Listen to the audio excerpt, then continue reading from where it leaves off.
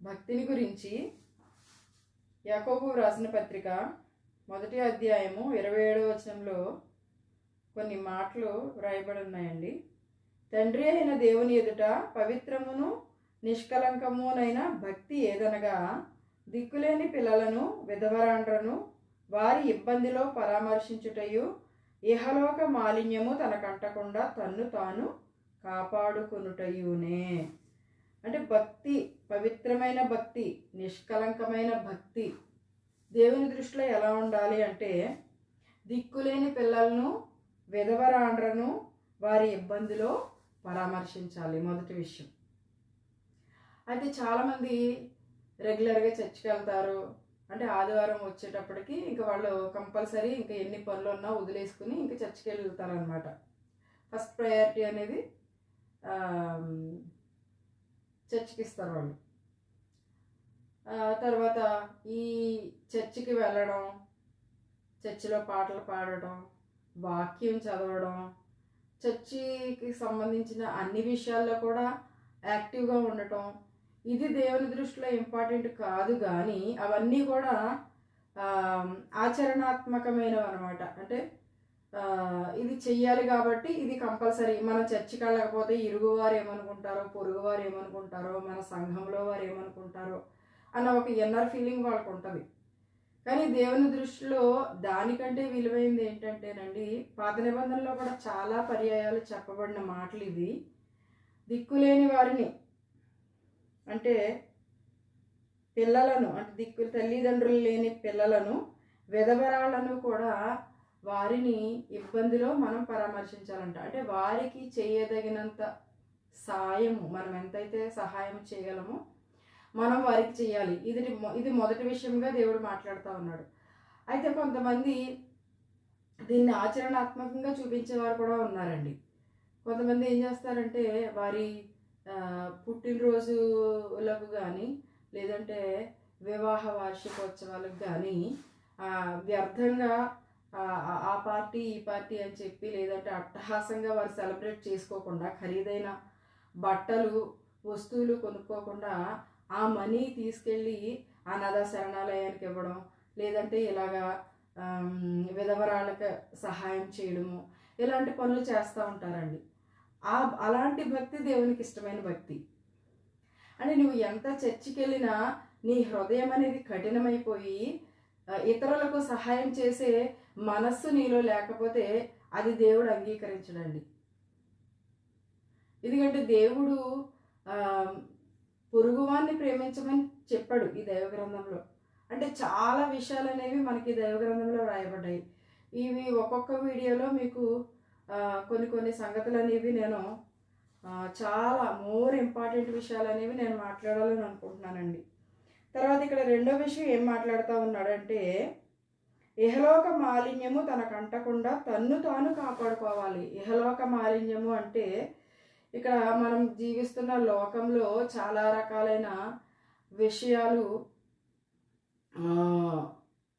ఉంటాయి. అంటే లోకము అనేది ఏ విధంగా ఉంటుందో కూడా ఇక్కడ మనకి మాట్లాడుతున్నాడండి. అది ఎక్కడంటే మొదటి యోహాను అంటే లోకంలో ఏమేమి ఉంటాయి 2వ అధ్యాయము 16వ వచనంలో ఇక్కడ నేను చదువుతానండి. లోకములో ఉన్నదంతయు అనగా శరీరాశయు నేత్రాశయు జీవపుడంబమును తండ్రి వలన పుట్టినవి కావు, అవి లోక సంబంధమైనవే. అంటే లోకంలో ఏముంటాయని ఇక్కడ మాట్లాడుతూ ఉన్నాడు. శరీరాశ ఉంటుంది, నేత్రాశ ఉంటుంది, జీవపుడంబం ఉంటుంది. ఇవన్నీ కూడా మన దేవుడైన తండ్రి వలన పుట్టినవి కావు, అవి లోక సంబంధమైన విషయాలు, అపవాది వలన పుట్టిన విషయాలు అవి. అయితే వీటికి మనము దూరంగా ఉండాలి.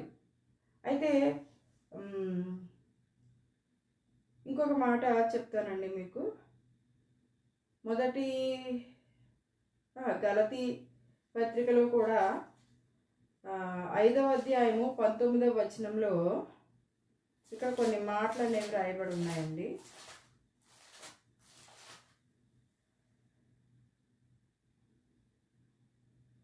శరీర కార్యములు స్పష్టమై ఉన్నవి. అవేవనగా జారత్వము, అపవిత్రత, కాముకత్వము, విగ్రహారాధన, అభిచారము, ద్వేషములు, కలహము, మత్సరములు, క్రోధములు, కక్షలు, భేదములు, విమతములు, అసూయలు, మత్తతలు, అల్లరితో కూడిన ఆటపాటలు మొదలైనవి. ఇవన్నీ కూడా శరీర కార్యముల్లోనికి లెక్కొస్తాయండి.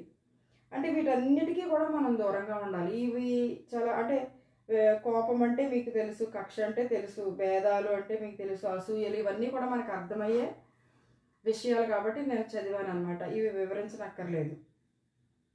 అయితే వీటన్నిటికీ కూడా మనము దూరంగా ఉండాలి. అయితే ఈ శరీరాశ, నేత్రాశ, జీవపుడంబము గురించి సింపుల్గా మీకు ఒక ఉదాహరణ అనేది చెప్తానండి. ఆది కాండంలో మరి దేవుడు సృష్టి ఆరంభంలో మొట్టమొదటిగా ఆదామును హవ్వను సృష్టించినప్పుడు ఆ ఏదైనా తోటలో వారిని ఉంచినప్పుడు అన్ని చెట్ల ఫలాలు తినొచ్చు, కానీ మీరు మంచి చెడ్డల తెలివినిచ్చు వృక్ష ఫలములు తినకూడదు అని చెప్పి దేవుడు వారికి ఆజ్ఞ పెడతాడు. ఒక 100 చెట్లు ఉన్నాయనుకోండి ఒక తోటలో, 98 చెట్ల ఫలాలు మీరు తినొచ్చు, ఒక 2 చెట్ల ఫలాలు మాత్రమే మీరు తినొద్దని దేవుడు ఆంక్ష పెడితే వీరు దానికి కట్టుబడి ఉండాలి కదండి. సృష్టికర్తే వీరికి ఆజ్ఞాపించాడు కదా అలా చేయొద్దని. కానీ ఈ స్త్రీ ఏం చేసిందంటే, ఆదికాండం 3వ అధ్యాయం 6వ వచనం చదువుతానండి. స్త్రీ ఆ వృక్షము ఆహారమునకు మంచిదియు, అంటే శరీరాశ, ఆకలి అంటే ఆహారమునకు మంచిదిగా కనిపించింది ఆ వృక్షము. కన్నులకు అందముగా ఉంది, ఆ ఫలాలు కూడా అలాగే ఉన్నాయి. వివేకమిచ్చు రమ్యమైనది, అంటే కన్నులకు అందమైనది అంటే నేత్రాశ. ఈ లోకంలో చాలా అందమైన వాటికి మనము పడిపోతూ ఉంటాము. అంటే అవి వస్తువులు అవ్వచ్చు, మనుషులు అవ్వచ్చు, లేదంటే ప్రకృతి అవ్వచ్చు. కానీ అంటే అవి అందముగా ఉన్నప్పటికీ కూడా దాన్ని సృష్టించిన సృష్టికర్త ఉన్నాడు, ఆయనకి మనం ఇంపార్టెంట్ ఇవ్వాలి. ఆయన సృష్టించకపోతే అవన్నీ కూడా ఎక్కడి నుంచి వస్తాయి మనకి, అది మనం ఆలోచించుకోవాలి.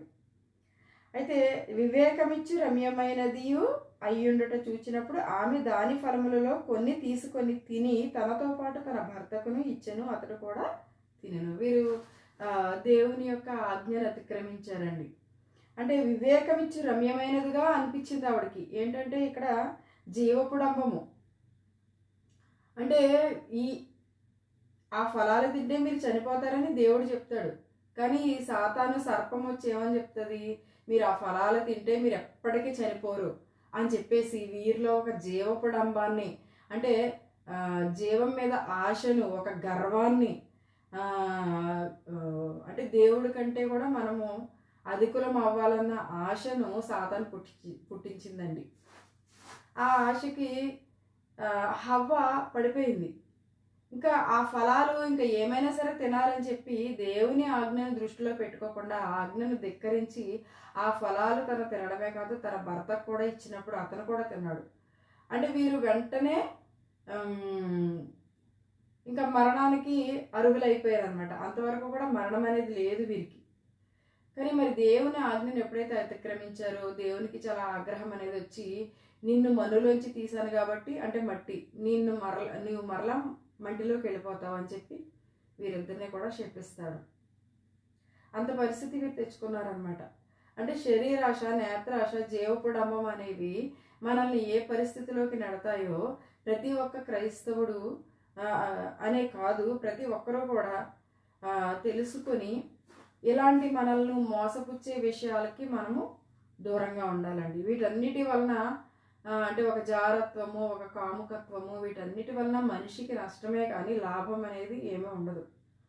దానివల్ల నష్టపోయి చాలా రకాలుగా తమ జీవితాన్ని వ్యర్థం చేసుకున్న వాళ్ళు చాలామంది ఉన్నారు. అయితే దేవుడు ఎప్పుడు కూడా చెప్తున్నాడు కదా మనకి, ఏది మంచి ఏది చెడు అనేది కూడా దేవుడు మనకు చెప్తాడు. కాబట్టి మన దృష్టి ఎటువైపు ఉండాలి. మీకు ఇంకో చిన్న ఉదాహరణ కూడా చెప్తానండి. మరి చెరువులో తామరాకు ఉంటుంది, అది బురదలోనే ఉంటుంది, నీటిలోనే ఉంటుంది. కానీ ఆ నీటి బిందువు దాని మీద పడినప్పుడు అది అసలు దాన్ని అంటించుకోదు, ఆ బురదను అది అంటించుకోదు. అంటే అది ఆ చెరువులో ఉన్నప్పటికీ కూడా అందులో ఉన్న బురద కానీ వాటర్ కానీ అది అంటించుకోదు అనమాట, ఇలా విదిలించేసుకుంటూ ఉంటుంది. మనం ఈ లోకంలో జీవిస్తున్నాము, తప్పదు. ఎందుకంటే మనం బ్రతకాలి. మనం వేరే గ్రహాల్లోకి వెళ్ళిపోయి మనం బ్రతకలేము కదా. దేవుడు ఈ లోకంలో జీవించమని మనల్ని సృష్టించాడు కాబట్టి ఈ లోకంలో మనం జీవిస్తున్నాం, కానీ దాని యొక్క మాలిన్యము మన జీవితాలకు అంటుకోకుండా ఈ తామరాకు ఎలా ప్రత్యేకింపబడి ఉంటుందో అదేవిధంగా ప్రసంగి గ్రంథంలో చెప్తాడు కదండి, పరమగీతం గ్రంథంలో చెప్తాడు కదా, వల్లి పద్మము అనేది ఆ ముళ్ళ చెట్లలో, ఆ రాకాసి చెట్లలో సపరేట్గా ఉంటుందంట. అంటే అది సపరేట్గా లేకపోతే ఆ ముళ్ళు దాన్ని గుచ్చుకుంటాయి. ఆ రాకాసి చెట్లు దాన్ని బాధ పెడతాయి. అందుకని అది వాటి మధ్యలో ఉన్నప్పటికీ కూడా వాటిని ఏ మాత్రము కూడా అంటించుకోకుండా ఒక ప్రత్యేకమైన జీవితాన్ని అది కలిగి ఉంటుంది. అదేవిధంగా దేవుని బిడ్డలుగా పిలువబడుతున్న మనము కూడా మన భక్తి ఎలా ఉండాలి? దిక్కులేని వారిని, విధవరాండ్రను మనం ఆదరించాలి, మొదటిది. రెండవది ఏంటి? యెహోవా మాలిన్యము మనకు అంటకుండా మనల్ని మనము కాపాడుకోవాలి. ఇలాంటి భక్తి అనేది దేవుని దృష్టిలో చాలా విలువైనది, దేవునికి అంగీకార యోగ్యమైన భక్తి అండి. అంతేగాని మనం ఎన్ని ఆదివారాలు చర్చికి వెళ్ళిపోతున్నామో, ఎంత మనము ప్రసంగాలు చేస్తున్నామో, ఎన్ని పాటలు పాడేస్తున్నామో, ఇవన్నీ చేసినప్పటికీ కూడా దేవునికి ఇష్టమైన ఈ క్రియలు మనలో లేనప్పుడు ఆ ఆరాధన అనేది దేవునికి ఏ విధంగా ఆయన అంగీకరిస్తాడు? మన క్రియలే మనల్ని గూర్చి సాక్ష్యం ఇస్తాయి. మనం జీవిస్తున్నామంటే మన క్రియలు ఎలా ఉన్నాయి అని కూడా మనం చూసుకోవాలండి. ఎందుకంటే మనం తర్వాత దేవునికి మనం జవాబు చెప్పుకోవాలి ప్రతి ఒక్క విషయంలో కూడా. కాబట్టి మన భక్తి అనేది ఏ విధంగా ఉండాలో మనం నేర్చుకున్నాం కాబట్టి ఇంకా చాలా విషయాలు భక్తిని గురించి రాయబడ్డాయండి ఈ బైబిల్లో. మీకు కొన్ని విషయాలు నేను కొన్ని వీడియోస్లో అలా మీకు షేర్ చేస్తూ ఉంటాను. మరి మీకు ఇష్టమైతే నా వీడియోస్ ఫాలో అవ్వండి. నేనైతే నా వీడియోస్ వల్ల దేవునికి మాత్రమే మహిమ కలగాలి, దేవునికి అవమానం అనేది కలగకూడదు. నా వలన దేవునికి ఎప్పుడు కూడా మహిమ కలగాలని నేను కోరుకుంటానండి. అందునిమిత్తము ఇది ఒక పరిచర్యగా, ఇది నా సేవలో ఒక భాగంగా నేనైతే ఎంచుకున్నాను. మరి దేవుడు కూడా నాకు వాగ్దానం ఇచ్చాడు, ఈ పరిచర్య చేయమని చెప్పే నాకు దేవుడు నాకు పిలిపించాడు. కాబట్టి మరి నేను ఈ పరిచర్యలో ముందుకు సాగాలని నేను అనుకుంటా ఉన్నాను. మరి ఈరోజు మనం భక్తి ఎలా ఉండాలో అనేది మనం క్లుప్తంగా మాట్లాడుకున్నాం కాబట్టి ఆ విధంగా ఉండటానికి దేవుడు తన పరిశుద్ధాత్మను మన అందరిపై కూడా కుమ్మరించునుగాక. దేవుడి వాక్యం దీవించునుగాక. ఆమేన్.